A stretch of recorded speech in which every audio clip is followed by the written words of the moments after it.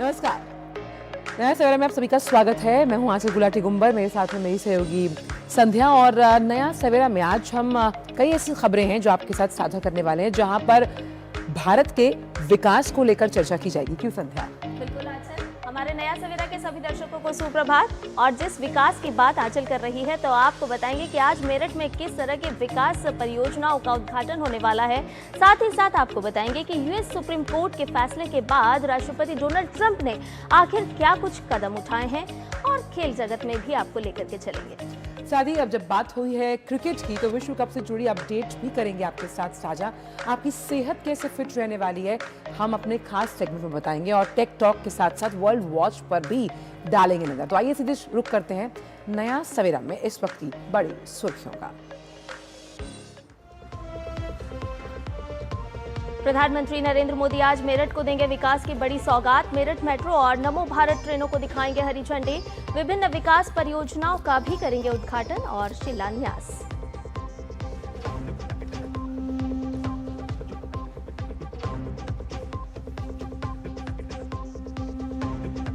प्रधानमंत्री के मन की बात कार्यक्रम की आज 131वीं कड़ी। सुबह 11 बजे देशवासियों के साथ विचार करेंगे साझा। आकाशवाणी और दूरदर्शन के सभी नेटवर्क्स पर होगा सीधा प्रसारण।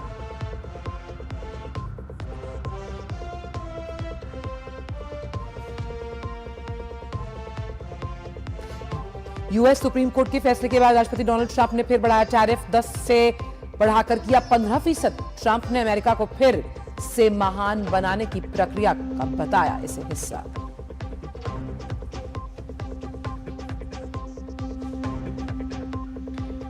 अफगान में पाकिस्तानी एयरफोर्स ने की एयर स्ट्राइक। महिला और बच्चों सहित दर्जनों लोगों की मौत। अफगान सरकार ने की कड़ी निंदा।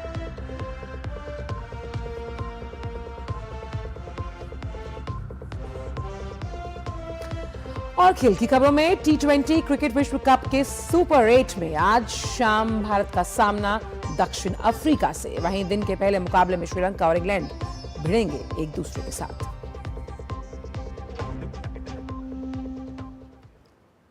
और आइए नया सवेरा के विस्तार से कर लेते हैं शुरुआत। प्रधानमंत्री नरेंद्र मोदी आज मेरठ में हाई स्पीड कनेक्टिविटी के नए युग की शुरुआत करेंगे, जिससे दिल्ली से मेरठ और मेरठ से दिल्ली तक की यात्रा तेज और सुगम होगी।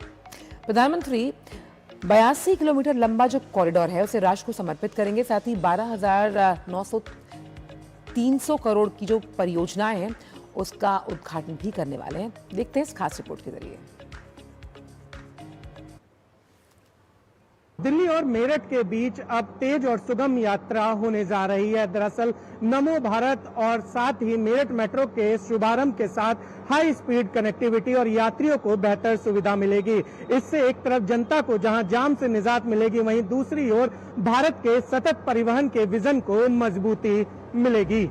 प्रधानमंत्री नरेंद्र मोदी रविवार को पश्चिमी उत्तर प्रदेश के मेरठ शहर का दौरा करेंगे। प्रधानमंत्री मेरठ मेट्रो और नमो भारत ट्रेनों को हरी झंडी दिखाएंगे, जिससे शहर के भीतर और शहरों के बीच आवागमन आसान होगा और सड़क यातायात का दबाव भी कम होगा। इसके बाद प्रधानमंत्री मेरठ साउथ स्टेशन तक मेट्रो यात्रा भी करेंगे। प्रधानमंत्री 82 किलोमीटर लंबे दिल्ली मेरठ नमो भारत कॉरिडोर को राष्ट्र को समर्पित करेंगे और भारत की पहली नमो Bharat regional rapid transit system के शेष खंडों का भी उद्घाटन करेंगे। इस प्रणाली की डिजाइन गति 180 किलोमीटर प्रति घंटा है और ये प्रमुख शहरी केंद्रों को दिल्ली से कहीं अधिक तेजी से जोड़ती है।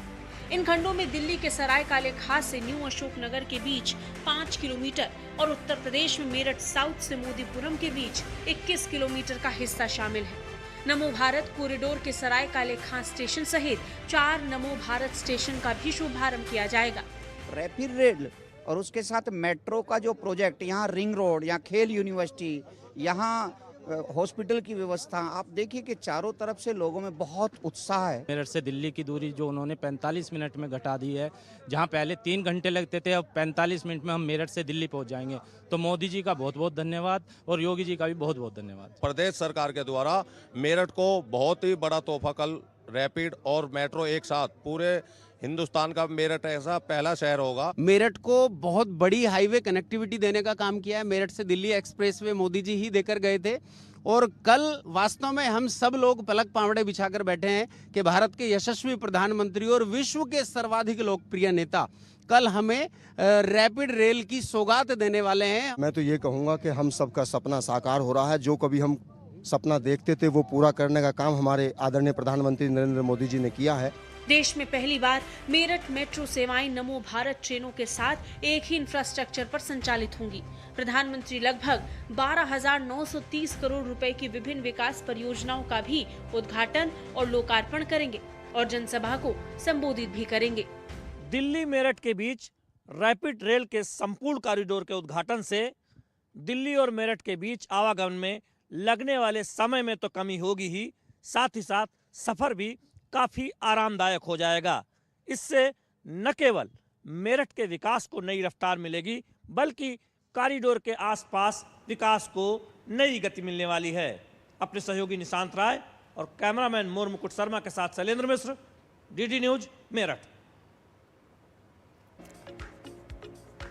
तो प्रधानमंत्री का जो ये मेरठ दौरा है कई मायनों में खास है जब हम विकास की बयार बहाने की बात कर रहे हैं। अब ऐसे में 12,930 करोड़ रुपए की सौगात मिलने वाली है, जहां नमो भारत स्टेशन पर मेरठ मेट्रो का आज शुभारंभ होने वाला है। और ये शुभारंभ प्रधानमंत्री नरेंद्र मोदी करेंगे। नमो भारत स्टेशन पर मेरठ मेट्रो का शुभारंभ होगा और इसके साथ साथ आपको ये भी बता दें कि नमो भारत ट्रेन को हरी झंडी दिखाई जाएगी। प्रधानमंत्री नरेंद्र मोदी का ये दौरा कई मायनों में बेहद ही अहम और खास है क्योंकि नई रफ्तार मिलने वाली है। आज दिल्ली से मेरठ के बीच मेट्रो से मेरठ साउथ स्टेशन तक का सफर भी प्रधानमंत्री करेंगे। 12,930 करोड़ रुपए की ये परियोजनाएं हैं जिसे राष्ट्र को समर्पित किया जाएगा प्रधानमंत्री नरेंद्र मोदी के हाथों। अब इस से होना ये है कि एनसीआर की रफ्तार बढ़ेगी क्योंकि पहली नमो Bharat regional rapid transit system ये होगा। मेरठ मेट्रो भारत की सबसे तेज मेट्रो प्रणाली में से एक है और वहीं मेरठ मेट्रो की स्पीड 120 किलोमीटर प्रति घंटे मानी जा रही है, यानी कि 30 मिनट में 13 स्टेशन कवर किए जाएंगे। तो आप समझ सकते हैं कि आपके समय की बचत होगी and time is money. 180 kilometre प्रति घंटे की डिजाइन स्पीड है और 160 किलोमीटर अधिकतम ऑपरेशनल स्पीड भी इसकी रखी गई है और 82 किलोमीटर से ज्यादा लंबा एक कॉरिडोर है। परियोजना की कुल लागत जो है वो 30,274 करोड़ रुपए है। अब इसमें आप QR NCMC ऐप जो हैं उनसे डिजिटल टिकट सुविधा, यानी कि आप डिजिटली भी टिकट को बुक कर सकते हैं अगर आपको इसमें सफर करना है। और नमो भारत से कैसे विकास की एक तस्वीर सामने आती है और कैसे आर्थिक तौर पर भी ये सशक्त बनाएगी मेरठ को, वो भी आपको बताते हैं। तो सबसे पहले तो सीधी बात यह है कि मेट्रो से सफर करना कहीं ना कहीं ट्रैफिक जाम से आपको राहत देता हुआ नजर आएगा। माँ प्रकृति के प्रति भी हमारी जो जिम्मेदारी है यानी कि प्रदूषण में कमी आएगी क्योंकि कार्बन उत्सर्जन घटाने के लिहाज से ये एक बड़ी पहल मानी जा रही है। और साथ ही साथ निर्बाध, तेज और टिकाऊ पब्लिक ट्रांसपोर्ट भी आपको मिलने वाला है। शहरी गतिशीलता को नई रफ्तार भी मिलेगी। कार्बन उत्सर्जन घटाने के लिए ये एक बड़ी पहल है जहां निर्बाध, तेज और टिकाऊ पब्लिक ट्रांसपोर्ट के तौर पर इसे देखा जा रहा है। और साहिबाबाद, गाजियाबाद को सीधा फायदा, यानी मोदी नगर मेरठ की अगर बात की जाए तो दिल्ली से तेज कनेक्टिविटी, बड़ा सीधा सा इसको आप ऐसे समझिए। अगर अब आपको साहिबाबाद और गाजियाबाद पहुंचना है और मेरठ से कनेक्टिविटी को हम बेहतर बनाने की बात कर रहे हैं तो नमो भारत ये तस्वीर को बदल कर रख रही है। सराय काले खां एक मल्टी मॉडल हब के तौर पर सामने आएगा। तो मोदी नगर मेरठ की दिल्ली से अब तेज कनेक्टिविटी, यानी अगर मोदी नगर वाले या मेरठ वाले सीधा दिल्ली आना चाहते हैं तो उनके लिए ये जो नमो भारत है ये अपने आप में एक गेम चेंजर साबित होगी। और निजामुद्दीन स्टेशन से इसका आसान कनेक्शन है। पिंक लाइन, ISBT और रिंग रोड से जुड़ाव, यानी कि जो सब स्टेशन भी बनाए गए हैं वो भी इस तरह से बनाए गए हैं कि एक चेन है जो आपको दिल्ली के अलग अलग जो जगह हैं, गंतव्य है, उनमें समय से पहुंचाएगी। शताब्दी नगर स्टेशन भी सेवा में है। मोदीपुरम बन गया है अब नया टर्मिनल हब। तो परिवहन व्यवस्था को लगातार सुदृढ़ करने की ये कोशिश है। और किसी भी देश के जब हम आर्थिक सशक्तिकरण का जिक्र करते हैं तो कैसे जो आपका बुनियादी ढांचा है अगर वो मजबूत है तो उसकी वजह से हम इस आर्थिक तस्वीर में कहीं ना कहीं चार चांद लगते हुए देखेंगे आज। बिल्कुल, और भी ताज़ा अपडेट ले लेते हैं आंचल। हमारे संवाददाता शैलेंद्र मिश्र मेरठ से हमारे साथ जुड़ गए हैं। शैलेंद्र, हमने कल ही देखा कि चिप संयंत्र की शुरुआत हुई और आज नई रफ्तार मिलने वाली है दिल्ली से मेरठ के बीच। किस तरह से देख रहे हैं, कैसे एक गेम चेंजर के तौर पर इस नई रफ्तार को आप देख सकते हैं? संध्या, भविष्य का मॉडल कैसा होगा ट्रांसपोर्ट का, उसकी एक झलक आप मेरठ मेट्रो और जो नमो भारत ट्रेन है उसमें देख सकते हैं। देखिए, भविष्य में यह बात हो रही है कि एक ही इंफ्रास्ट्रक्चर पर जो है ट्रैक बिछाया जाए जिसमें मेट्रो भी चले और रैपिड रेल भी चले। तो आप मेरठ में देखेंगे कि मेरठ के अंदर एक ही इंफ्रास्ट्रक्चर पर मेट्रो चल रहेगी और नमो भारत जो ट्रेन है वो चलेगी। तो ये अपने आप में इससे फायदा क्या होगा कि जो लास्ट माइल कनेक्टिविटी की हम बात होती है, जो आप कह रहे हैं सरायकाला कहाँ से चलती है, फिर अशोक नगर नोएडा में और फिर आनंद विहार मेट्रो स्टेशन पर ये कनेक्ट होती है, जहां पर लोग मेट्रो के जरिए नमो भारत जो रैपिड रेल है उसमें सवारी वो जा सकते हैं, आवागमन कर सकते हैं। इससे कनेक्टिविटी बेहतर होगी। लेकिन भविष्य का जो भारत होगा वो एक ही ट्रैक पर आप देखेंगे कि उसमें रैपिड रेल चलेगी, मेट्रो चलेगी। तो शेयर्ड इंफ्रास्ट्रक्चर की जो बात होती है उससे दो तीन एक तरह से देखें बहुत महत्वपूर्ण बदलाव भविष्य के ट्रांसपोर्ट सिस्टम में होगा, जिसमें हम देखेंगे कि तेज गति से काम होगा, लास्ट माइल कनेक्टिविटी बेहतर होगी और संसाधनों की बचत होगी। जब आप देखेंगे कि शेयर इंफ्रास्ट्रक्चर में इस तरह के मॉडल पर आगे रैपिड रेल चलाई जाएगी और मेट्रो चलाई जाएगी। तो ये बहुत महत्वपूर्ण इसलिए हो जाता है क्योंकि हम तेज आर्थिक विकास की ओर आगे बढ़ रहे हैं और हमारे जो शहर हैं उसमें हम देख रहे हैं कि नए नए शहरों में मेट्रो आ रही है। उत्तर प्रदेश इस मामले में लीड ले चुका है, उसमें तमाम शहरों में मेट्रो या तो आ चुकी है या फिर मेट्रो की परियोजना आगे बढ़ रही है। तो ये तेज परिवहन का एक उदाहरण है। और अब जानते हैं कि दिल्ली से मेरठ आना और मेरठ से दिल्ली जाना कितना आरामदायक और बढ़िया होने जा रहा है। वो तो हम सब जानते हैं कि 1 घंटे से कम समय में आप मेरठ से दिल्ली बिल्कुल आरामदायक सफर कर सकते हैं। तो भविष्य के ट्रांसपोर्ट मॉडल की एक निशानी है जो पहली रैपिड रेल आप देख रहे हैं सरायकाले खां दिल्ली से मेरठ तक चलाई जा रही है, जिसके संपूर्ण कॉरिडोर की शुरुआत तो राष्ट्र को आज समर्पित किया जाएगा। तो मेरठ वासियों के लिए और साथ साथ गाजियाबाद में रहने वाले लोगों को, मेरठ में रहने वाले लोगों को भविष्य में जो तमाम टाउनशिप का तोहफा मिलने वाला है प्राधिकरण की तरफ से या फिर बाकी जो हाउसिंग सेक्टर में काम करते हैं महारथी, तो निश्चित तौर पर आप देखेंगे कि वो विकल्प भी बढ़ेगा। क्योंकि जो ये कहा जा रहा है कि रोजगार ज्यादा आए, फैक्ट्रियां लगे, तो तब होता है जब बेहतरीन ट्रांसपोर्ट सिस्टम होता है। तो उसके तरफ भी अब मेरठ और गाजियाबाद में आप देखेंगे कि विकास को नए पंख लगने वाले हैं। लेकिन आज का दिन बहुत महत्वपूर्ण है मेरठ वासियों के लिए और जो दिल्ली लाखों लोग रोज सफर करते हैं मेरठ और गाजियाबाद से, उनके लिए कि उनके लिए आवागमन बहुत आसान होने जा रहा है जब मेरठ से दिल्ली के बीच आप देखें रैपिड रेल अब संपूर्ण कॉरिडोर का उद्घाटन होने जा रहा है। शैलेंद्र, जब हम सबअर्बन ट्रांसपोर्ट सिस्टम को सुदृढ़ करने की बात करते हैं, उस दिशा में ये महत्वपूर्ण कदम है और जिस स्मार्ट सिटीज को लेकर प्रधानमंत्री की जो परिकल्पना है ये उसे भी सच करते हुए दिखाता है। ये देखिए, रैपिड रेल आप देखेंगे कि उसके विस्तार की जो परियोजना पर काम हो रहा है उससे तेज गति से लोग जल्दी पहुंच पाए अपने गंतव्य तक, अपने ऑफिस तक या अपने घर तक। उसके भविष्य का मॉडल कैसा हो वो ये रैपिड रेल दिखाती है। देखिए, अभी ये कई जगहों पर ये मेट्रो से जुड़ती है। अब भविष्य में एक जो आप देखें कि जो इंफ्रास्ट्रक्चर है उसी पर रैपिड रेल और उसी के पास में मेट्रो चले, इससे 2-3 फायदे होंगे।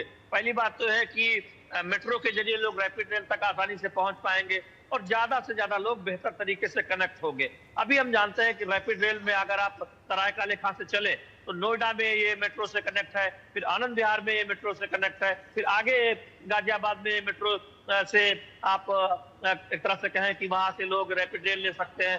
तो आगे भविष्य का मॉडल ये हो सकता है कि इंफ्रास्ट्रक्चर में साथ साथ अगल बगल रैपिड रेल और मेट्रो चले, तो उससे तेज विकास होगा, परिवहन तेज होगा। और इसी मॉडल पर हम देख रहे हैं कि भविष्य के एक 2047 के रैपिड ट्रांसपोर्ट सिस्टम की परिकल्पना की गई। और साथ ही साथ जिस हम नई तकनीक की बात करते हैं, आधुनिक तकनीक की बात करते हैं, तो जो मेरठ मेट्रो है वो भारत की सबसे तेज चलने वाली मेट्रो है। 120 किलोमीटर प्रति घंटा आपने बताया भी स्टोरी में।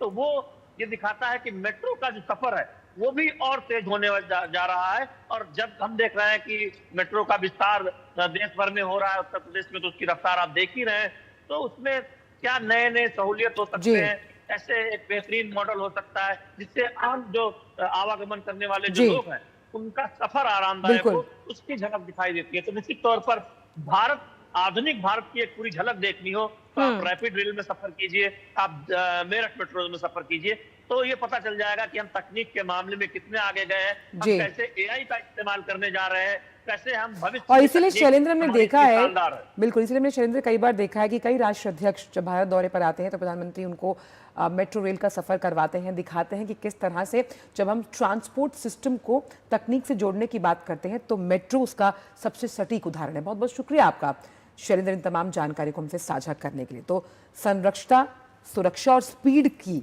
बेजोड़ नमूने के साथ जब हम इस नमो मेट्रो रेल की बात कर रहे हैं, अगर आपको मेरठ से अब दिल्ली आना होगा, गाजियाबाद से साहिबाबाद जो लोग रहते हैं अगर उन्हें दिल्ली तक पहुंचना है तो ये मेट्रो अपने आप में बहुत सहायक साबित होने वाली है। बिल्कुल। और आंचल, जब हम समय बचत की बात कर रहे हैं तो एक बात तो स्पष्ट है कि भारत अब रुक रुक कर चलने वाला देश नहीं रहा, बल्कि अब रफ्तार पकड़ चुका है। और रुक करते हैं अगली खबर का। बिल्कुल, और बात करते हैं मन की बात की। जैसे कि हमेशा होता है, प्रधानमंत्री नरेंद्र मोदी आज सुबह 11 बजे मन की बात कार्यक्रम के जरिए देश विदेश के लोगों से अपने विचारों को साझा करने वाले हैं। ये मासिक रेडियो कार्यक्रम की 131वीं कड़ी होगी। कार्यक्रम का प्रसारण आकाशवाणी और दूरदर्शन के सभी नेटवर्क, आकाशवाणी समाचार की वेबसाइट और news on AIR mobile app पर किया जाएगा। इसका सीधा प्रसारण AIR न्यूज, DD न्यूज, प्रधानमंत्री कार्यालय और सूचना और प्रसारण मंत्रालय के YouTube चैनल्स पर भी होगा।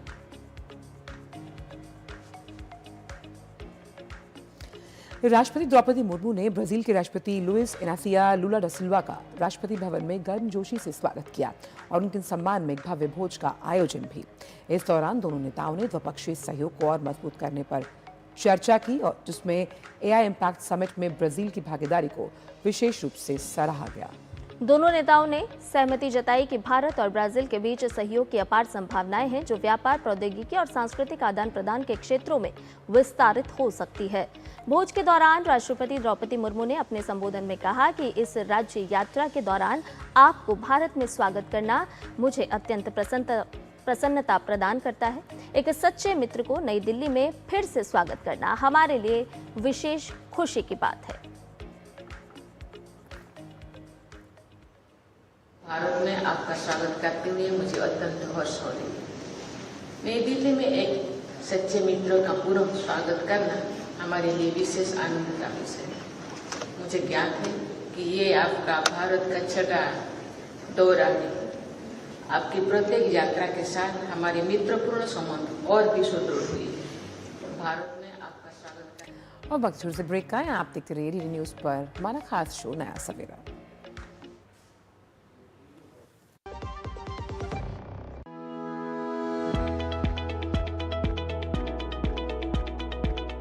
प्रधानमंत्री श्री नरेंद्र मोदी के नेतृत्व में प्रदूषण रहित देवी बसों के जरिए राजधानी के हर कोने तक पहुंच बढ़ाने में जुटी है दिल्ली की रेखा गुप्ता सरकार।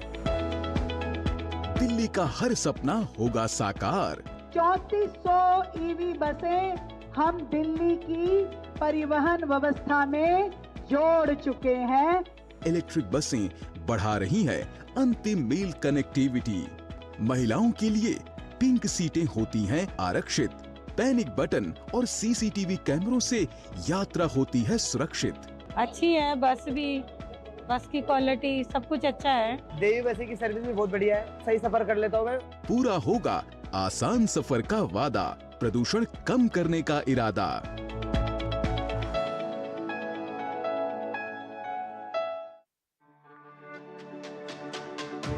मेरी पसंद, मेरी पसंद, मेरी पसंद, मेरी पसंद, हमारी पसंद, हम सबकी पसंद। मजबूत देश का मजबूत सरिया हो गया स्टील। Video call. मैं सीनियर इंस्पेक्टर काली पहाड़ी चौकी से। यश, आपके पार्सल में ड्रग्स मिले हैं। ड्रग?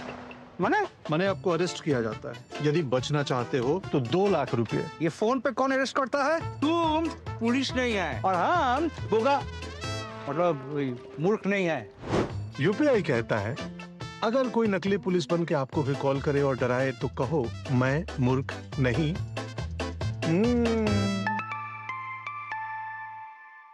जाइए आप भी किसी का टेस्ट लीजिए। और ब्रेक के बाद नया सवेरा में आपका एक बार फिर से स्वागत है। चुनाव आयोग ने 6 प्रदेशों के एसआईआर के अंतिम आंकड़े जारी कर दिए हैं। गोवा, राजस्थान, छत्तीसगढ़, केरल, मध्य प्रदेश और अंडमान निकोबार के आंकड़े जारी हो गए हैं। राजस्थान में एसआईआर 2026 सफलतापूर्वक पूरा हो गया है।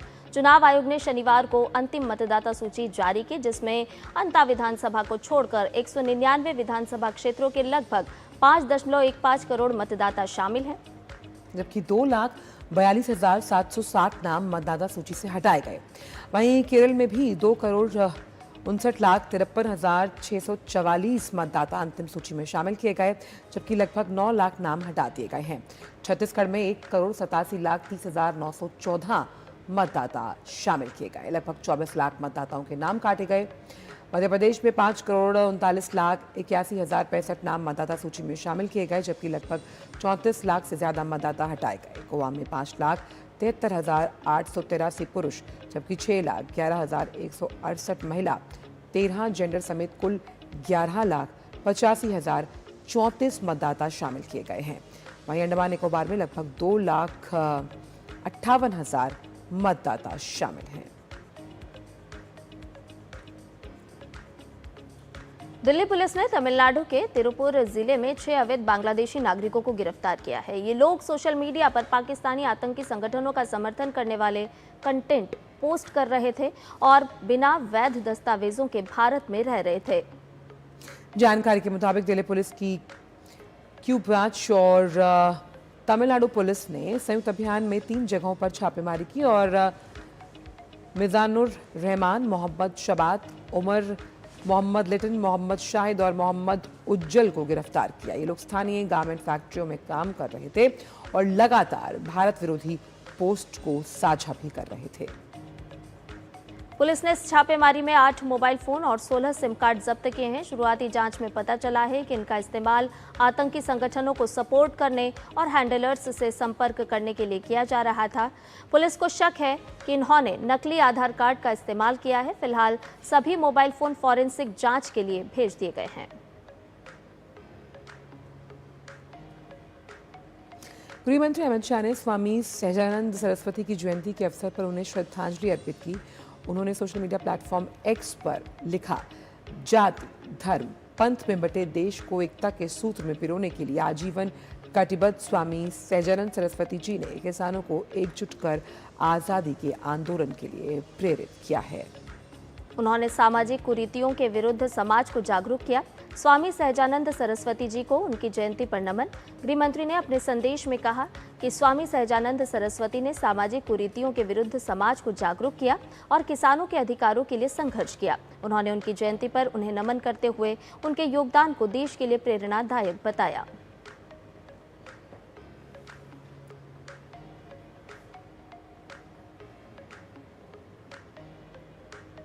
और आइए बात करते हैं हमारे खास सेगमेंट प्रेस रिपोर्ट्स की, जहां समाचार पत्रों में छपी जो प्रमुख और दिलचस्प खबरें हैं वो हम आप तक लेकर आते हैं। तो पहली खबर जो हम ले रहे हैं वो हिंदुस्तान से है कि किस तरह से अगर आप अब ट्रेन के लिए टिकट बुक करते हैं और अगर आप कोई शॉर्टकट अपनाते हैं, वो वैसे भी कहते हैं ना कि ज़िंदगी में शॉर्टकट्स नहीं लेने चाहिए, तो शॉर्टकट से अगर आप टिकट बुक करते हैं तो आपके खाते को ब्लॉक कर दिया जाएगा।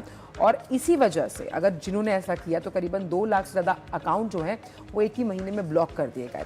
और ऑनलाइन रेल टिकट बुकिंग होती है, अगर आप उसमें शॉर्टकट का इस्तेमाल करते हैं तो आपकी जो आईडी है उसे ब्लॉक कर दिया जाएगा।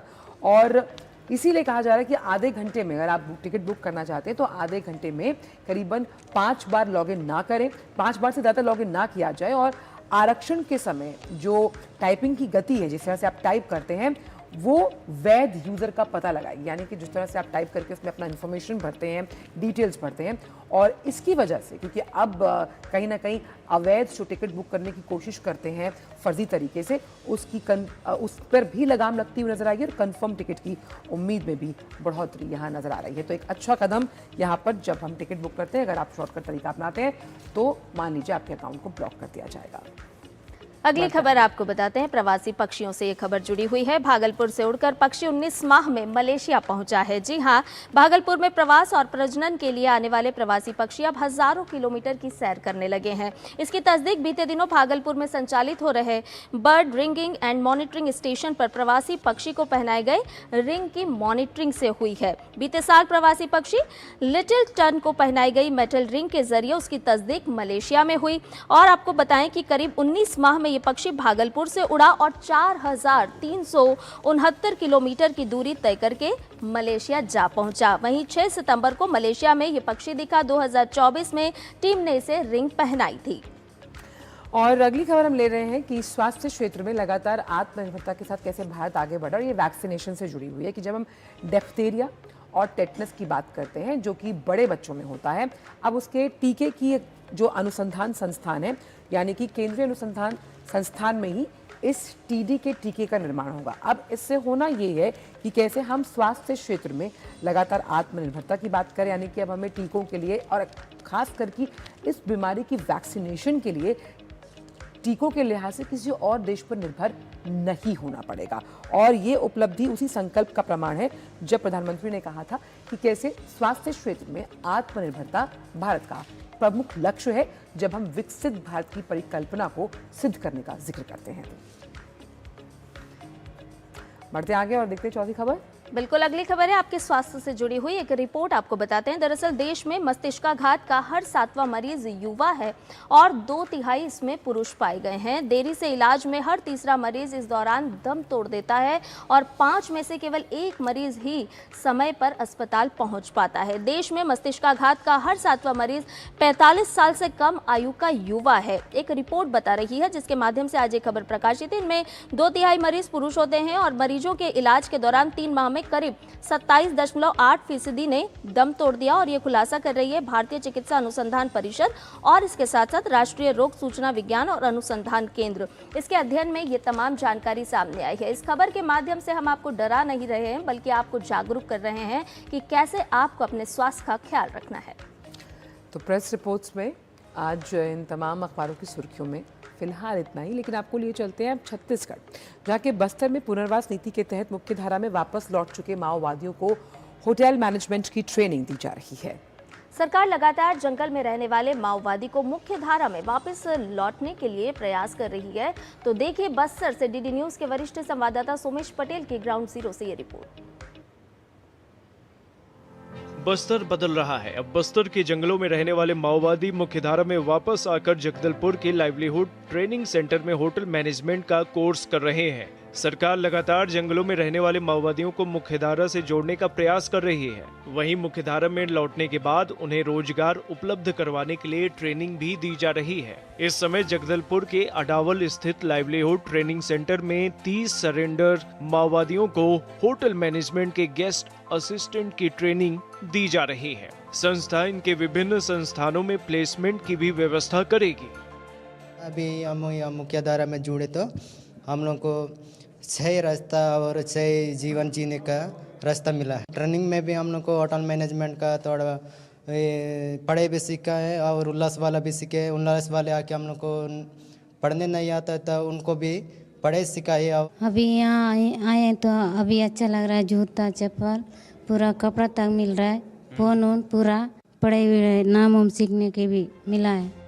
ये वही युवा हैं जो कभी नक्सली संगठनों में अलग अलग भूमिकाओं से जुड़े थे, लेकिन अब सरकार की पुनर्वास नीति के तहत बेहतर जीवन की तलाश में मुख्यधारा में लौट चुके हैं। उनका कहना है कि अब वे सम्मान और स्थिरता के साथ जीवन जीना चाहते हैं। प्रशिक्षण ले रहे आत्मसमर्पित माओवादियों का कहना है कि मुख्यधारा में लौटने का फैसला उनके जीवन का सबसे बड़ा और सही निर्णय है। जंगलों में कठिन परिस्थितियों और परिवार से दूरी के बीच जो जीवन था वह पीछे छूट चुका है। पहले बहुत दिक्कत थे कि नक्सली संगठन में रहते समय थोड़ा गांव में रहना और कुछ काम करना है तो बस्ती बाजार उजार जाना है तो थोड़ा दिक्कत भी था। पुनर्वास नीति में जोड़ने के लिए आए तो अभी तो हमको थोड़ा यहाँ बहुत अच्छा सीखने को मिला और बहुत नया जिंदगी के लिए नया रास्ता भी मिला है हमको। हम लोग कभी पढ़ना भी थोड़े बहुत जाने गए, हम लोग थोड़ी बहुत पढ़े थे पहले, मतलब अभी उतना का पढ़ने का ज़्यादा दिक्कत नहीं हो रहा है, पढ़ लेते हैं।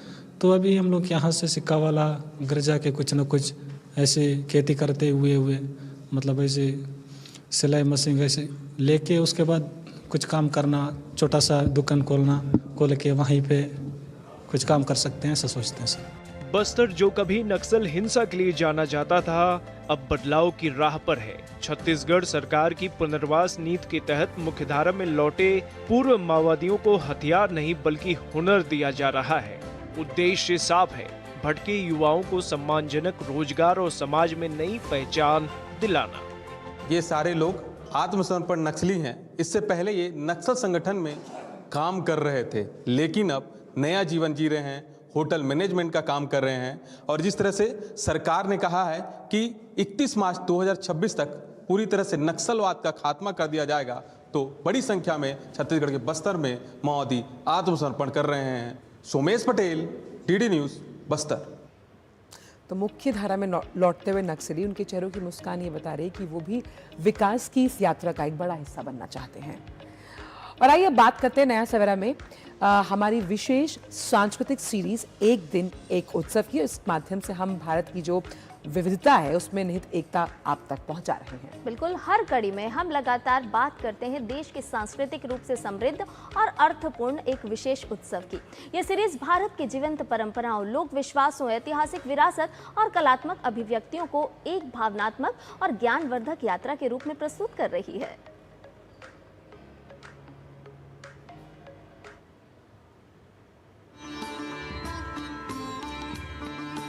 राजस्थान के सीकर जिले में स्थित खाटू श्याम जी मंदिर में फागुन लखी मेला 21 से 28 फरवरी 2026 तक आयोजित हो रहा है। 8 दिनों तक चलने वाले इस मेले का मुख्य आकर्षण 27 और 28 फरवरी यानी एकादशी और द्वादशी को रहेगा। जिला प्रशासन के मुताबिक इस साल करीब 30 लाख श्रद्धालुओं के आने की उम्मीद है।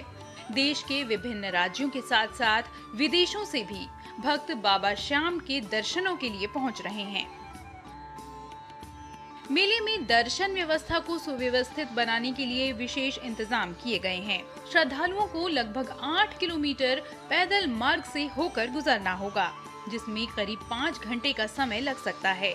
दर्शन के लिए 14 अलग अलग लाइनें बनाई गई हैं और सुगमता के लिए QR कोड सिस्टम लागू किया गया है, जिससे व्यवस्था पारदर्शी और सुचारू बनी रहे। यातायात व्यवस्था के तहत खाटू श्याम जी रिंगर्स मार्ग पर वाहनों का प्रवेश प्रतिबंधित रहेगा। श्रद्धालु पार्किंग स्थल से मंदिर तक पैदल या शटल बस के माध्यम से पहुंच सकते हैं। मेले के दौरान सरकारी प्रोटोकॉल को छोड़कर VIP दर्शन व्यवस्था पूरी तरह बंद रहेगी और श्याम कुंड भी बंद रहेगा। 1 करोड़ पानी के पाउच की व्यवस्था की गई है। 120 बंगाली कारीगरों द्वारा मंदिर का भव्य श्रृंगार किया गया है। प्रशासन और मंदिर समिति द्वारा मेले को सुरक्षित, सुव्यवस्थित और सफल बनाने के लिए व्यापक तैयारियां की गई हैं। बाबा श्याम के जयकारों के बीच फागुन लखी मेला एक बार फिर आस्था और विश्वास का विराट उत्सव बनने जा रहा है। Bureau report, DD news.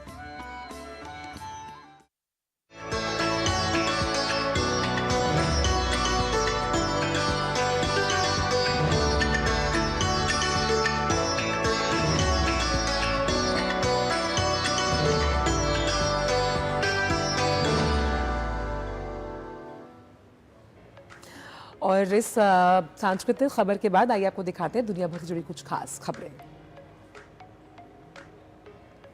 तो बात करेंगे यहाँ पर यूक्रेनी राष्ट्रपति व्लादिमीर ज़ेलेंस्की की। उन्होंने कहा कि देश शांति के मार्ग में बाधा नहीं बनेगा। रूस के साथ युद्ध खत्म करने के लिए हर संभव प्रयास। बताया अगले सप्ताह यूरोपीय साझेदारों के साथ बैठकें और मध्य पूर्व और तुर्की के सहयोगियों के साथ अतिरिक्त मदद पर काम लगातार जारी।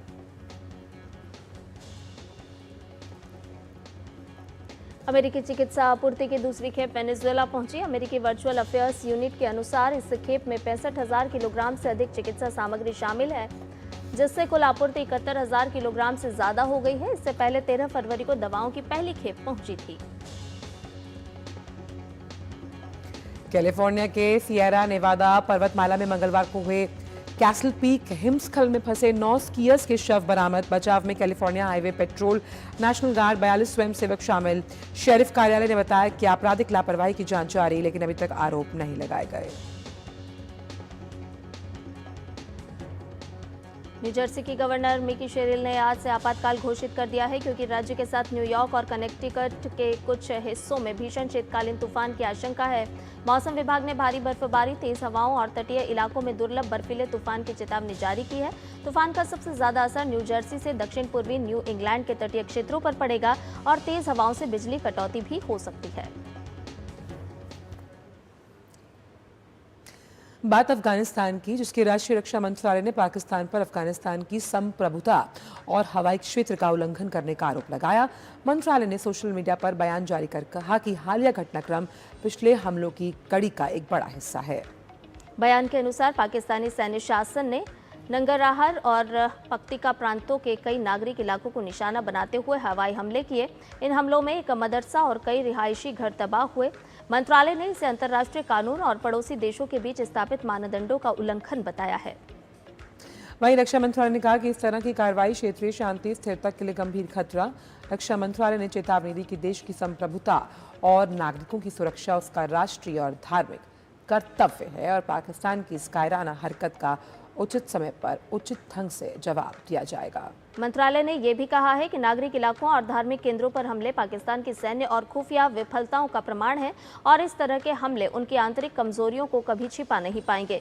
अफगानिस्तान ने स्पष्ट किया कि किसी भी सीमा उल्लंघन या निर्दोष नागरिकों पर हमले के लिए उत्तरदायी लोगों को छोड़ा नहीं जाएगा। और वहीं अफगानिस्तान सरकार के प्रवक्ता ज़बीहुल्लाह मुजाहिद ने हमले को लेकर पाकिस्तान सरकार की कड़ी निंदा की। उन्होंने इसे अफगान भूमि का खुला उल्लंघन बताया। सोशल मीडिया प्लेटफॉर्म एक्स पर ज़बीहुल्लाह ने लिखा, पाकिस्तानी विशेष सैन्य हल्कों ने एक बार फिर अफगानिस्तान की संप्रभुता का अतिक्रमण किया। बीती रात उन्होंने नंगरहार और पक्तिका प्रांतों में हमारे नागरिकों पर बमबारी की, जिसमें महिलाओं और बच्चों सहित दर्जनों लोग शहीद और घायल हुए। ज़बीहुल्लाह मुजाहिद ने आरोप लगाया कि पाकिस्तान के जनरल अपने देश की आंतरिक सुरक्षा कमजोरियों को छिपाने के लिए ऐसे कदम उठा रहे हैं।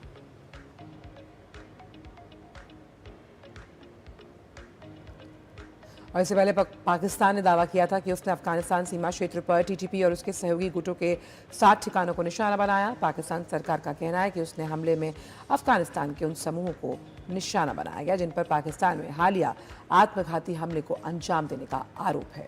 लेकिन अफगानिस्तान सरकार ने साफ कर दिया है कि पाकिस्तानी हवाई हमले में महिलाओं और बच्चे मारे गए हैं। ऐसे में अब दोनों देशों के बीच जारी तनाव बढ़ सकता है।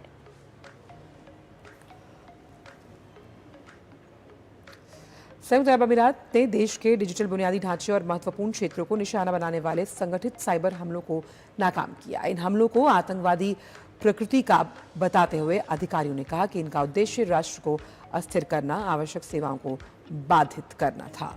एजेंसी के अनुसार इन साइबर हमलों में नेटवर्क में घुसपैठ करना, रैंसमवेयर फैलाने और राष्ट्रीय प्लेटफॉर्मों को लक्षित कर सुनियोजित फिशिंग अभियान चलाने के प्रयास शामिल थे। इसके अलावा हमलावरों ने आक्रामक उपकरण विकसित करने के लिए AI तकनीकों का भी इस्तेमाल किया।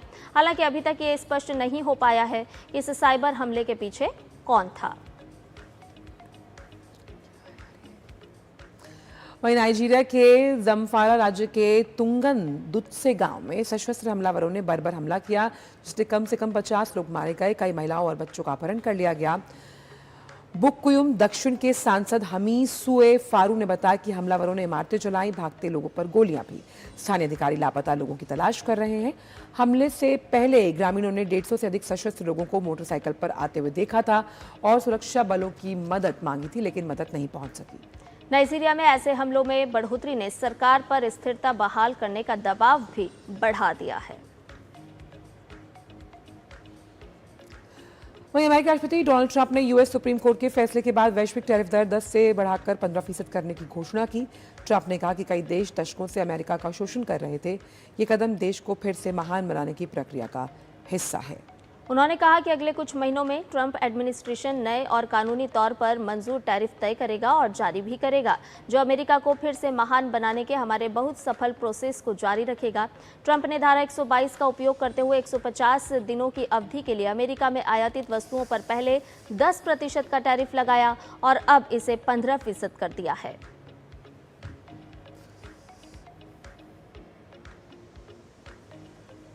वक्त छोड़ से ब्रेक के उस पार आकर जानेंगे खेल जगत से जुड़ी कुछ खास खबरें।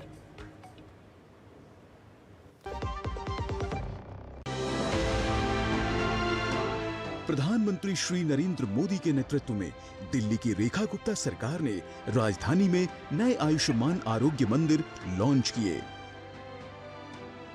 अच्छी सेहत के लिए दिल्ली वालों को मिली एक और बड़ी सौगात। इलाज की सुविधा मिलेगी घरों के ही पास।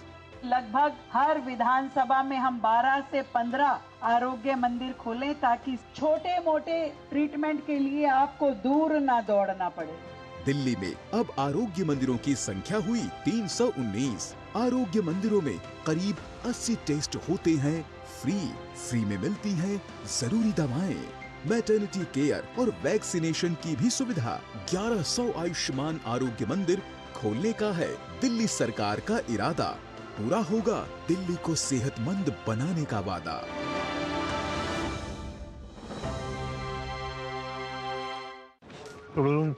Video call.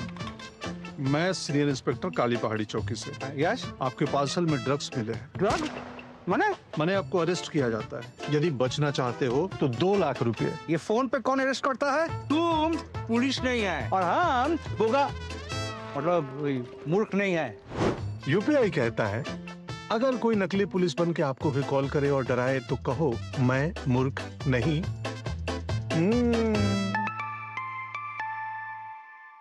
जाइए आप भी किसी का टेस्ट लीजिए।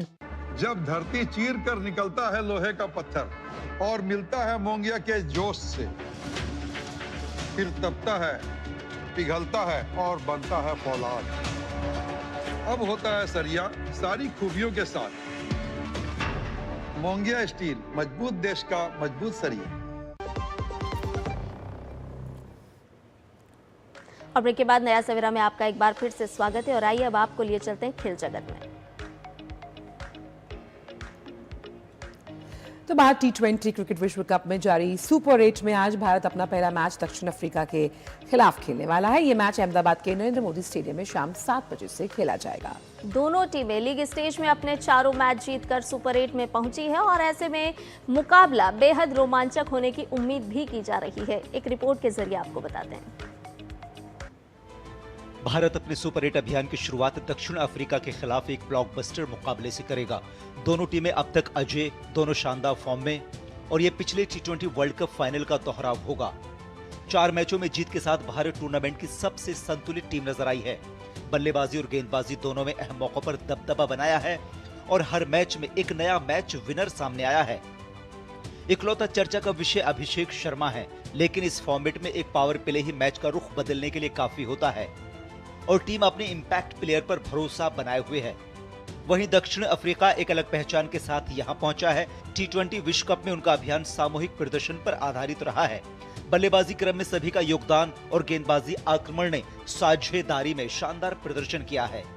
हेड टू हेड आंकड़े भारत के पक्ष में है। T20 अंतर्राष्ट्रीय मुकाबलों में भारत 21-13 से आगे है और T20 वर्ल्ड कप में 5-2 की बढ़त बनाए हुए है, जिसमें 2024 का खिताबी मुकाबला भी शामिल है। मुकाबले का स्थल भी इस टक्कर को और दिलचस्प बनाता है। नरेंद्र मोदी स्टेडियम में खेले गए 12 T20 अंतर्राष्ट्रीय मैचों में से 7 में पहले बल्लेबाजी करने वाली टीम ने जीत दर्ज की है।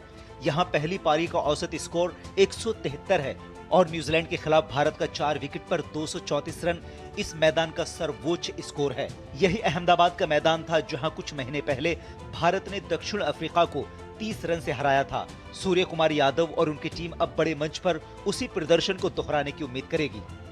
सुपर 8 के रण में पहला बड़ा इम्तिहान दक्षिण अफ्रीका।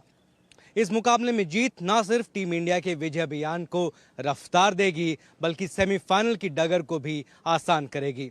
सिर्फ स्टेडियम ही नहीं, मुकाबला भी बड़ा है। कैमरामैन सत्य प्रकाश दुबे के साथ अभिषेक महाजन, अहमदाबाद, DD न्यूज। तो ये सुपर 8 की जंग इतनी खास क्यों है, आइए आपको बताते हैं। क्योंकि सुपर 8 में आज दो अहम मुकाबले हैं। जो पहला मैच है वो श्रीलंका और इंग्लैंड के बीच खेला जाना है। सुपर 8 की इस जंग में कई टीमें एक दूसरे के आमने सामने हैं। पहला मैच श्रीलंका इंग्लैंड के बीच है। दोपहर 3 बजे जो क्रिकेट प्रेमी है वो इस मैच का लुत्फ उठा सकते हैं। शाम को होगा 7 बजे का हाई वोल्टेज मैच, और ये मैच होगा भारत बनाम दक्षिण अफ्रीका के बीच। तो सुपर 8 की जंग शुरू और शाम को 7 बजे हाई वोल्टेज मैच आपको देखने को मिलेगा।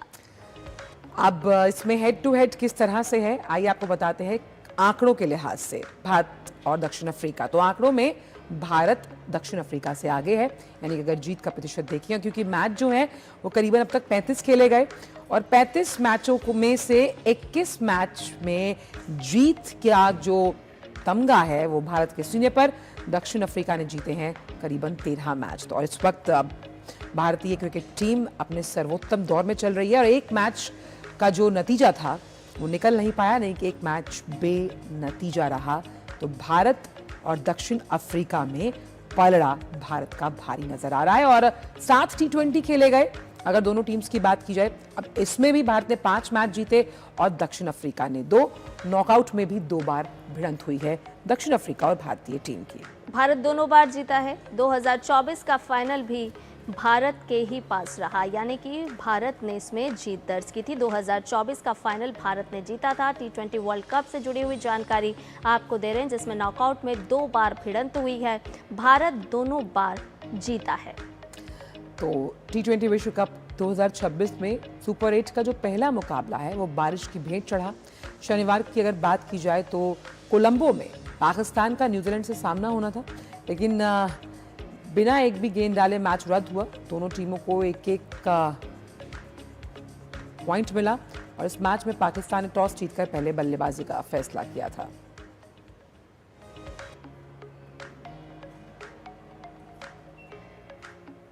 और आइए बात कर लेते हैं आपकी और हमारी सेहत से जुड़ी हुई हमारे खास सेगमेंट फिटनेस मंत्र में।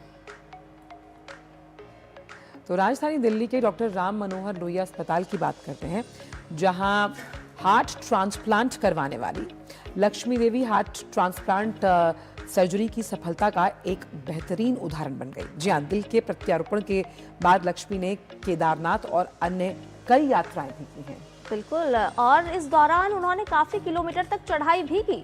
सामान्य व्यक्ति भी इस यात्रा को करने से डरता है कई बार, लेकिन जब लक्ष्मी ने दूसरे का दिल पाकर इन यात्रा को पूरा किया तो वाकई में ये एक सकारात्मकता के तौर पर भी देखा जा रहा है। फिलहाल ये महिला कैब ड्राइवर के रूप में काम कर रही है और लक्ष्मी हर दिन करीब 8 से 10 घंटे कैब चलाती है। लक्ष्मी की 3 बेटियां हैं जिन्हें वो डॉक्टर, पायलट और नर्स बनाना चाहती हैं ताकि वो देश की सेवा कर सके।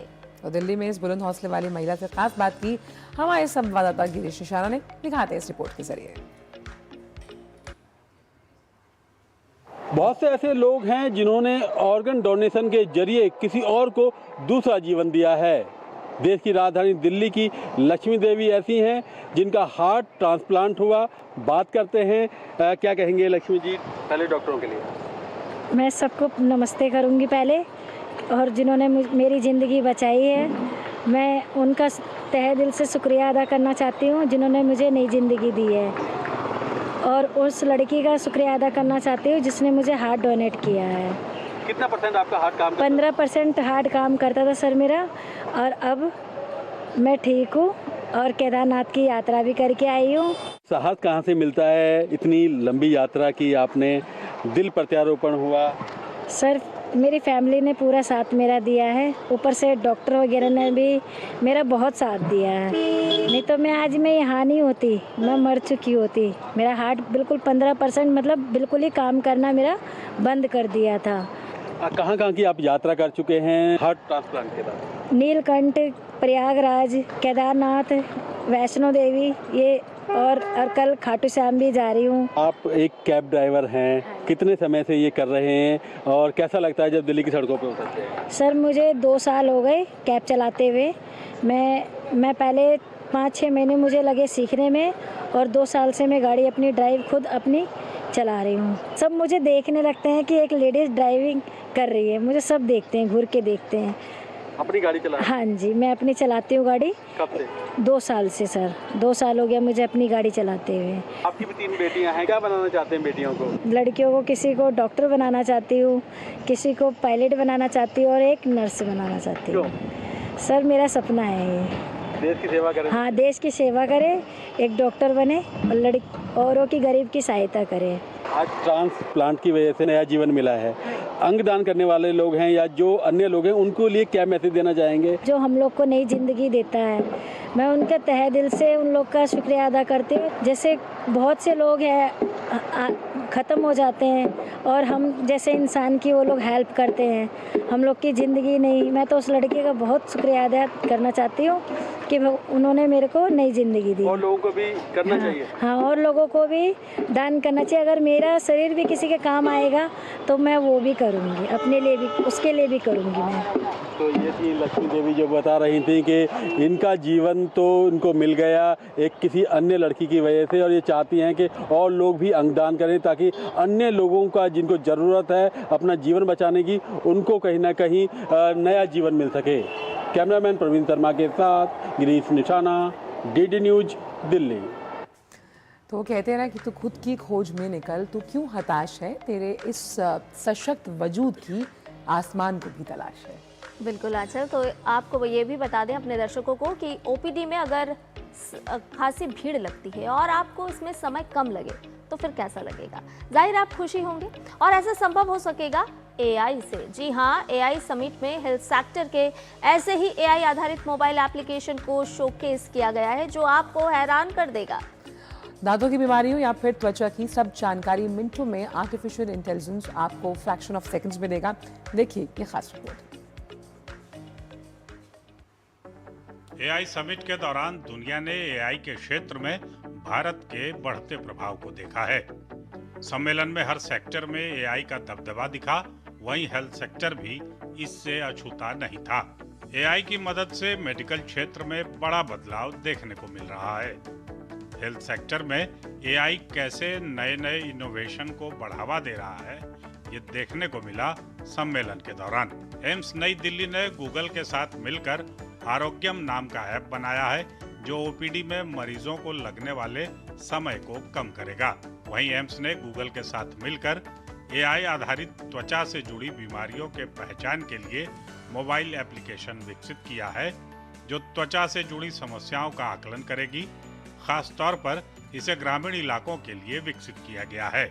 इंडस डर्मा ऐप है, वो बताता है कि किस तरह की प्रॉब्लम है और इसका इस्तेमाल खासतौर पे ग्रामीण इलाकों में किया जाएगा, और जो आशा वर्कर है उनको इस ऐप के माध्यम से डायग्नोस करने के लिए दिया जाएगा ताकि जो ग्रामीण इलाकों में त्वचा से जो रिलेटेड संबंधित जो बीमारी है उसको डायग्नोस कर सके। हेल्थ सेक्टर में एआई का बहुत अच्छा इस्तेमाल हो रहा है, क्योंकि आज से एआई से अब हमारे जैसा मेडिकल रिपोर्ट जो होता है सर, हम उसको दे सकते हैं। एआई सम्मेलन में टाटा ने एआई आधारित डिजिटल नर्व सेंटर को शोकेस किया था।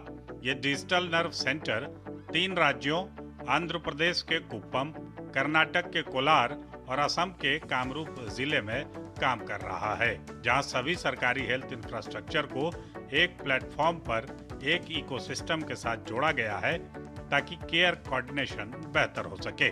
इससे सरकारी स्वास्थ्य सुविधा लोगों के लिए आसान हुई है और घर के पास ही विशेषज्ञ डॉक्टरों का परामर्श भी मिल रहा है। एआई का उपयोग डेंटल केयर में भी देखने को मिल रहा है। एआई डेंटल की जांच कर यह बता रहा है कि आपको दांतों में किस तरह की समस्या है और किस डॉक्टर से दिखाना उचित होगा। कैनो एयर हमारा रोबोट है जो डेंटल चेकअप करता है पेशेंट का। उनको जो भी दिक्कत है उनके दांतों में वो सब कुछ यहाँ पे उन्हें स्क्रीन पे पहले तो शो हो जाता है और उसके बाद ये उनके व्हाट्सएप पे भी भेज देता है इन केस वो आगे जाके अपने डेंटिस्ट से उसका ट्रीटमेंट करवाना चाहते हो। एआई तेज गति से जांच के बाद विश्लेषण कर उपचार संबंधी बेहतर सुझाव देगा, जिससे मरीजों के साथ साथ चिकित्सकों का भी समय बचेगा और इलाज में लगने वाली लागत भी कम होगी। Nitendra Singh, DD news, Delhi. और आइए नया सवेरा में आपको दिखाते हैं मौसम का मिजाज कैसा है आपके शहर में।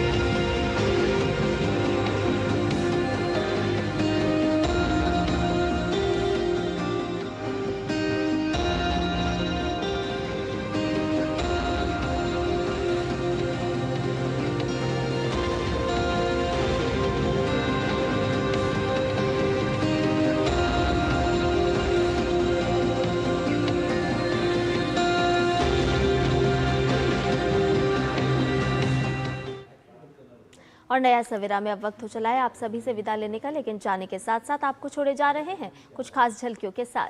चलिए आपको ले चलते हैं जम्मू कश्मीर के शोपियां, जहां आयोजित स्नो विंटर कार्निवल की मनमोहक जो प्रस्तुतियां हैं, आप चाय की चुस्कियों के साथ इनका लुत्फ उठाइए। हमें दीजिए इजाजत, मुस्कुराते रहिए, सशक्त रहिए, नमस्कार।